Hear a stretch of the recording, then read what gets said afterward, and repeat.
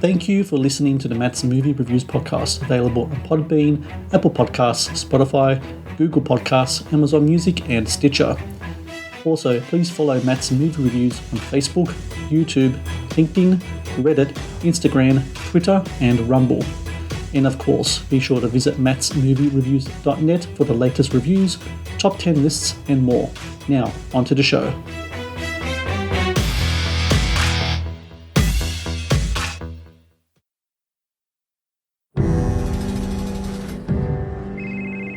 Hello?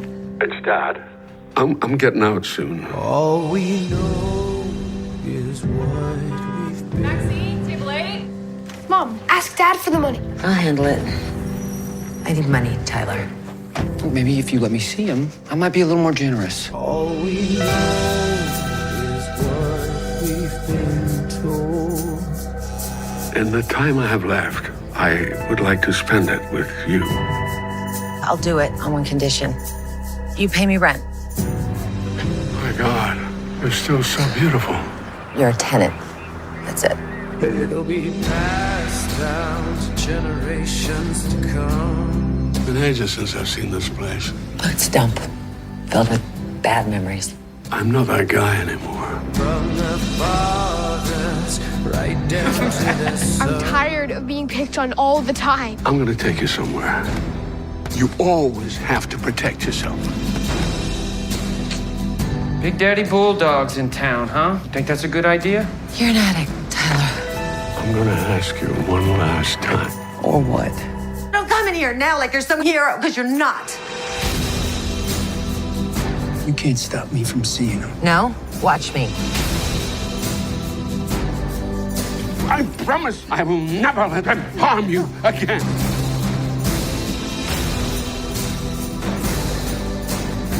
I know none of this will make up for who I was or what I did. But let me be your father for once. Stop it! Get over here!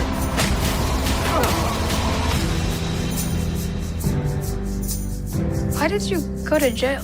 Which time? Wait, how many times did you go to prison? More than I care to remember.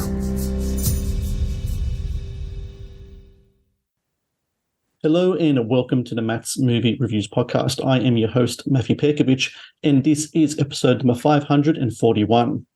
Releasing June 30 in theaters across the US is Prisoner's Daughter, a drama that stars Kate Beckinsale as a struggling single mother who reluctantly agrees to house her cancer-stricken estranged father, played by Brian Cox, who has just served 12 years in prison.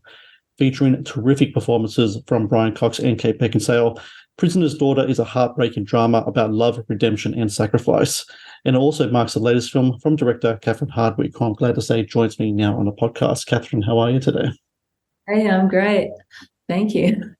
It was a pleasure to watch Prisoner's Daughter, and it's a pleasure to say the words out in theaters, because I think character-driven dramas like Prisoner's Daughter, unfortunately, to the loss of a lot of people, it isn't played enough in theaters right now. I think the cinema that I grew up on, the cinema that I adored and I learned from, were these type of character-driven dramas that used to be much more on there, but now since the time of streaming and TV, it's unfortunately gone the other way. Why do you think it is, number one, that cinema has gone the way that it is, and people look for more escapism as opposed to reflections of their own lives in society? And is it a hope that hopefully we'll get more movies like this in the cinema? Because I think it's important that this does happen. Right. Well, I feel like maybe partly, of course, during the pandemic, everybody was a bit closed into their house, and a lot of negative thoughts were going on. So the escapism was important. Like, let's do something fun. Let's get out of our real world. And that means you're not really reflecting, like a movie like this, on some of the deeper things that are going on. So I love the idea, like you said, I hope there can be more of a balance, where you can have your choice of getting something that's, touches you, gets into your heart, makes you rethink your own relationships with your friends and family, and what can you do to leave a legacy that's maybe better than what you've got. Like that, I think that's what Brian Cox is doing. He's had time in prison to reflect on what he did, and now he wants to really reconnect and change the narrative, make a big change in his daughter's life, physically and emotionally. Speaking of Brian, he's undergoing this really late career resurgence right now, which to me is just absolutely fascinating to watch, because he's one of those actors, which was, I'm sure, like yourself, we've kind of grown up with him. We've seen him in so many performances and do so many things. The role that he has here as Max, I think, is one of the best that he's done. And why I say that is because you see the Brian Cox isms, I guess you could say, the sort of like the rough sides of his personality, but there's a sensitivity to the character as well that you don't see Brian do so much of, which I think is just absolutely heartbreaking in this movie. What was the experience of like working with him in this film? Because as I said, this late career resurgence plus the weight of a legacy that he has behind him as well, I'm sure it would have been just absolutely remarkable to work with an actor like that in a film that is so intimate as this one. Yes. I mean, first of all, what a privilege to be able to work with him. And he has a beautiful body of work, and of course, dazzling in Succession. But this had a whole different layer. This had a man that has had 12 years in prison to reflect on things and to transform. He gets sober. He's now kind of a mentor to his cellmate, and other people in the prison love him. He's now going back to kind of take what he's learned and change. So he has to be patient. Like you say, in heartbreaking moments when the daughter is so negative toward him. I don't even want my son to know that you're my father. Stay in your room. Don't eat with us. Don't come out of the room. I'd rather you be locked away. It's purely a financial reason. But he takes that, he doesn't lash out. He accepts that, and he finds ways to slowly chip away at that and prove to her that he deserves love and respect, and that he does love her. So it's amazing to see how he calibrates that. The Matt's Movie Reviews podcast is brought to you by TeePublic. TeePublic is the world's largest marketplace for independent creators to sell their work on the highest quality merchandise. With over 1.2 million designs, TeePublic is sure to have something you will love.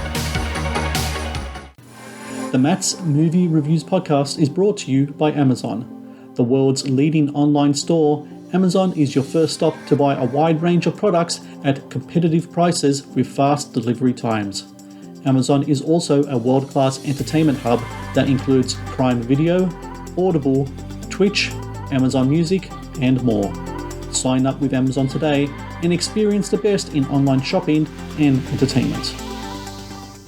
Please support Matt's Movie Reviews on Patreon. Get access to exclusive content, request movie reviews and top 10 lists, and help support my work.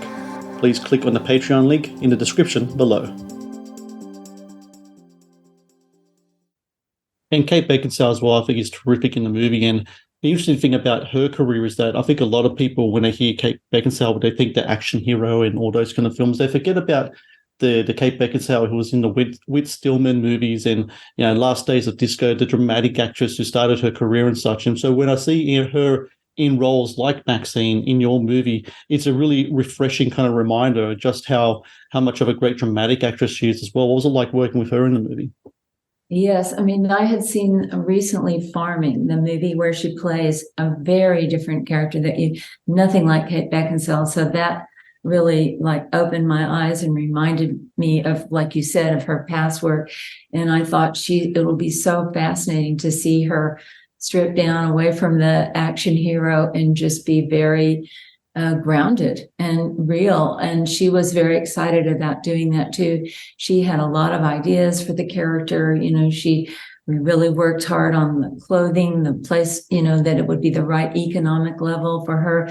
The fact that she had once been a dancer in Vegas, but that dream ended when she got pregnant and, you know, kind of aged out maybe of that dream. And so now she's just doing everything she can to concentrate on protecting her kid and providing him a life that she didn't have. So working with Kate, you know, she got very deep into all of that, but I loved what she did. You know, she brought something amazing, and she and Brian together, you know, and her work with Christopher Convery, her son, is beautiful too. Christopher is a terrific young actor. I've seen him recently in another film called Pinball, The Man Who Invented the Game. He was fantastic in that film too. He's one of those young actors I think has really got a really, really bright future ahead of him. What's interesting about his character of Ezra, though, is that when it comes to Kate's character, she kind of like has this trio of men in her life, this kind of like spectrum of manhood that goes through the kind of like the whole kind of like the whole, like I said, the whole spectrum of that gender. When it comes to the notion of manhood in your movie, the male influences not only on this boy's life but in the Maxine's life as well. What type of discussions do you have with your screenwriter? Do you have with your actors in regards to approaching that topic particularly? Because I think that's a really kind of important subject that's central to the story. Yes, I think that's really important. And in fact, with the screenwriter, when I first got the screenplay, her ex-husband wasn't really very developed. He didn't have a job or profession or any goals or anything. I said, let's really make him more human. You know, this is a very human story of a person that he probably had, you know, our backstory that Tyson Ritter and I had. He had an abusive father too. He didn't know how to parent either, didn't know how to control his anger. Some people, unfortunately, he says it in the movie, I don't want to be like this. I don't want to be an addict. You know, he's struggling himself, but he does, you want to feel he does love his son. He wants to teach his kid to play drum. He does have a connection. So that was one of the things to show a person in that situation that they're, you know, the humanity of that person, the humanity of the father. And of course, you know, Brian is trying so hard to do the right thing now, to in some way make up for all that time lost, you know, all the patterning that he wasn't there. He didn't give Kate, you know, any guidance or good role model. I mean, he realizes that when he looks around the house. How did you get in such a bad state? Well, I didn't have anybody else, didn't exactly have a good example giving me advice, you know, and he sees like the damage on the walls and things. It's very physical for him. You know, the film is shot and set in Las Vegas, but it's the other side of Vegas. When people think Las Vegas, they think the glitz and glamour and, you know, MGM, Frank Sinatra, all that kind of stuff. This is like the other side of the track, so to speak. What was it like filming there in Las Vegas and finding the right location to film in as well? Because that house is such an incredibly important set piece because it's almost kind of like a portal to the past. There's a scene where Brian Cox's character kind of, when he first returns to the house, he walks through the different rooms and he has flashbacks and such. It feels like that place is such a lived-in place. I'm fascinated to know about how do you go about finding a place like that that you know will fit the characters in the story. Well, that's a good story because I in Vegas, you know, there's a lot of remodeling has happened lately. So the whole goal was to find a house that had not been remodeled in 35 years because we have to believe that Kate's character grew up in that house and they haven't had the money to change it. So literally there are only a few neighborhoods in Vegas that even fit that were built back in the day. And I personally knocked on the doors of the houses that looked like they hadn't been remodeled. I was a bit scared. I would knock on the door and then step back in case somebody wanted to come out with a gun and shoot. And then I would ask people, can I see the inside of your house? Make sure they hadn't remodeled it. And that house was kind of perfect. It had been kind of frozen in time.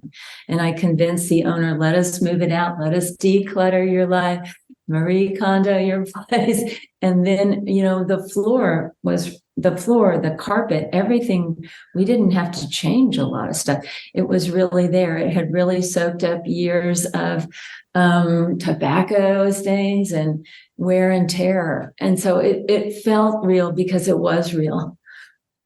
The final question.